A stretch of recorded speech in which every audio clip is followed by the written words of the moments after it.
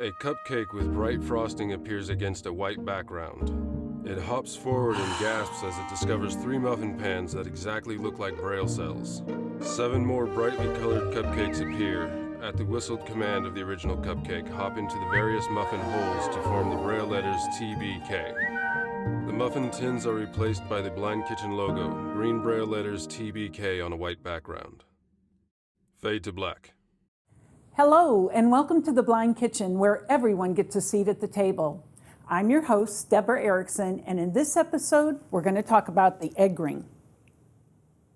The egg ring is a piece of silicone. It's about 4 inches in diameter, and it's about 1/2 inch tall.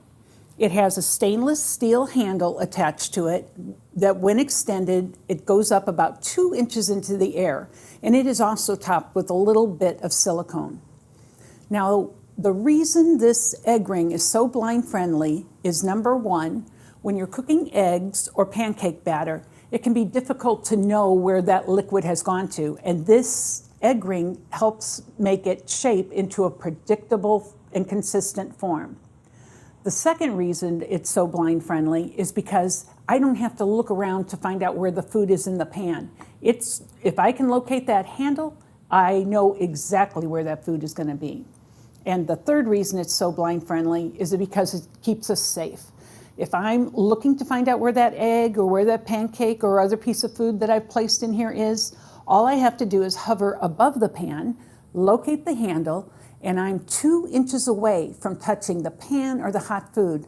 It's not even warm to the touch, and I can be 100% sure where that food is in the pan without burning myself. Let's examine the egg ring more carefully. If you'll notice, the top side of the egg ring is smaller in diameter than the bottom. Not a huge difference, but there's definitely a difference. You can feel that. The reason this is important is because when you put the large side down, that's going to adhere to that pan much better than if I flip it around and I accidentally put the smaller side down.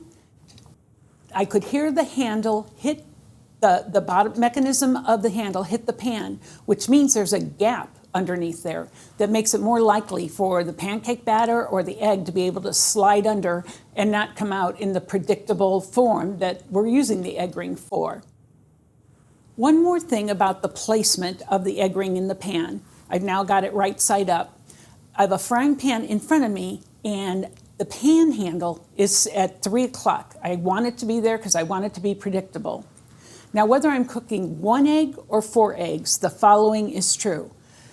Make sure that when you put your egg ring in the pan, which is then going to be hot when you put it in, you want to make sure that the handle of the egg ring is closer to the outside rim of the pan and not turned so that it's in the center of the pan.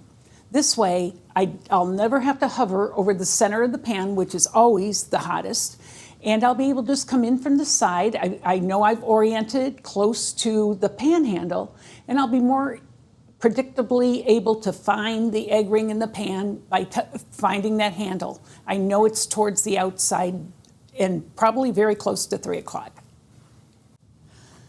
Now, in terms of timing and cooking the perfect eggs, there are so many variables. There are things like, what type of pan are you using? How high is your heat? Are the eggs cold or room temperature? How fresh are they? Do you want yours over easy or do you like them over hard? All of this will affect your timing, and you'll just have to use your own timers and trial and error to get to the point where you can predictably know when your egg is perfect for you. Let's say I like my eggs over easy. So I've determined that 5 minutes is that perfect mark when I need to go to flip them. When that timer goes off, I'm going to reach in the pan, carefully pick up the egg ring by the handle, give it a little shake so the egg comes out, and I'm going to put the egg in hot soapy water, the egg ring in hot soapy water, and then I'm going to come back and I'll have my spatula. Perhaps I'll have a cut glove on to protect my fingers from the heat and use that cut glove to help slide the spatula underneath the eggs, and then I'll give them a gentle flip. Now, I'm not going to have to put the egg ring back on. At this point in time, the egg is already set. It's not going to change its shape. And if I should happen to bump it up against to another egg in the pan that is not in an egg ring, that egg also has already been formed, so that won't be a problem. So have fun when you cook your eggs trying to figure out what is the perfect egg timing for you.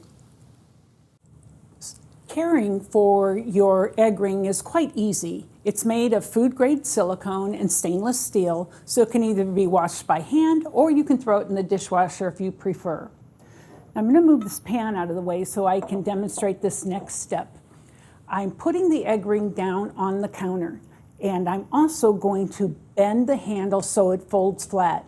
This is because it's very important that it be stored on a flat surface, because if you store it any other way, it can become warped and misshapen, and then it won't be good to use for the next time you go to cook your eggs.